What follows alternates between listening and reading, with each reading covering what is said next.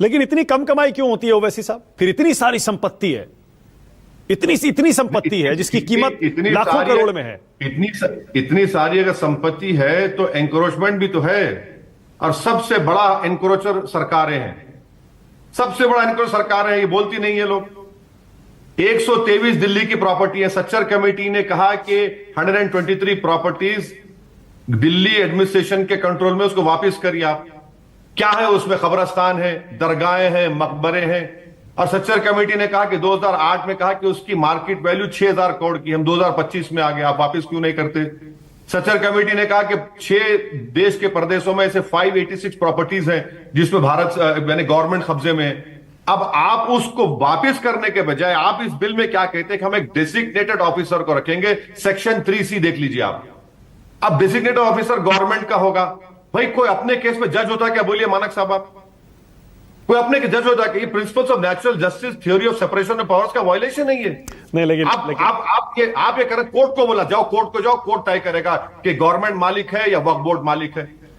मैं कब्जेदार को निकालना चाह रहा हूं, आप इन्विटेशन एक्ट अप्लाई कर रहे हैं, तो क्या बचेगा मेरे पास? सर, लेकिन जो अकाउंट्स है बोर्ड के, उनको ऑडिट करने में क्या दिक्कत है कि पैसा कहां कहां से कितना आ रहा है और कहां कहां खर्च हो रहा है? देखिए, क्या 95 एक्ट में ऑडिट का सहूलत नहीं थी? स्टेट अपॉइंटेड ऑडिटर्स ऑडिट होती है, क्यों नहीं होती? बिल्कुल ऑडिट होनी चाहिए। मगर आप कह रहे हैं कि सीएजी का ऑडिटर्स करेंगे। ये क्या गवर्नमेंट की प्रॉपर्टी है? सीएजी आएगी? नहीं आएगी ना। सीएजी तो पब्लिक सेक्टर अंडरटेकिंग्स और गवर्नमेंट ऑफ इंडिया के क्या को देखती है। आप उसको क्यों लेके आ रहे हैं इसमें? आखिर इतना जो नरेंद्र मोदी थकते नहीं, कोऑपरेटिव फेडरलिज्म। अरे भाई, लैंड तो स्टेट इशू है, आप क्यों उसमें इंटरफेरेंस करना चाह रहे हैं? यकीनन करप्शन को रोकना चाहिए, करिए, मगर आप, मेरा एक ही क्वेश्चन है, वो यतीम खाने का क्या करेंगे? अच्छा, औरंगाबाद में मानक साहब, औरंगाबाद जालना रोड है, बड़े बड़े लोगों ने कब्जा करके रख लिया, निकालिए ना उनको आप। अगर नाम बोलूंगा तो आप कुर्सी से उठ जाएंगे, इतने बड़े बड़े लोग हैं। निकालें, आप निकालते नहीं, लेकिन देखिए, क्यों नहीं निकालते? क्योंकि उनके पॉलिटिकल वेस्टेड इंटरेस्ट है। पर ओवैसी साहब, सच ये भी तो है कि वक्फ जिस संपत्ति पर अपनी जगह उसको समझता है, उसको अपना डिक्लेयर कर देता है। ताजमहल, संसद, ऐसी कितनी सारी बिल्डिंग्स हैं। तो कहीं ना कहीं ये जो असीमित शक्तियां दी गई हैं, इन पर कंट्रोल भी तो होना चाहिए। बिल्कुल गलत बात है, गलत बात है। आप किसी से भी पूछ लीजिए वक्फ कैसे होता है।